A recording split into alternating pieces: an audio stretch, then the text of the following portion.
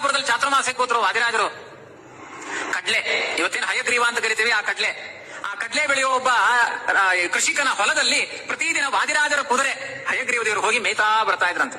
ಅವ್ನು ಬಂದು ದಿನಾ ಕಂಪ್ಲೇಂಟ್ ಮಾಡ್ತಾ ಇದ್ದ, ವಾದಿರಾಜರೆ ನಿಮ್ಮ ಮಠದಿಂದ ಒಂದು ಕುದುರೆ ಬಂದು ನಮ್ಮ ಹೊಲದಲ್ಲಿ ಮೇವು ತಿಂದು ಹೋಗುತ್ತೆ, ಎಲ್ಲಾ ಕಡ್ಲೆ ಖಾಲಿ ಖಾಲಿ ಖಾಲಿ, ದಿನಾ ಕಂಪ್ಲೇಂಟ್. ಎಲ್ಲ ಮಠದ ಸಿಬ್ಬಂದಿಗಳು ಹೇಳ್ತಾ ಇದ್ರು, ಯಾವ ಕುದುರೆಯೂ ತಂದಿಲ್ಲ ವಾದಿರಾಜರು, ಸುಮ್ಮನೆ ಸುಳ್ಳು ಹೇಳ್ತಾ ಇದ್ದೀನಿ ನೀನು ಅಂತ ಅವನ ಮೇಲೆ. ವಾದಿರಾಜರು ಮಂದಹಾಸ ಬೀರ್ತಾ ಇದ್ರು. ವಾದಿರಾಜರಿಗೆ ಗೊತ್ತು, ಬಿಳಿ ಕುದುರೆ ಲಕ್ಷಣಗಳನ್ನೆಲ್ಲ ಹೇಳ್ತಾ ಇದ್ದ.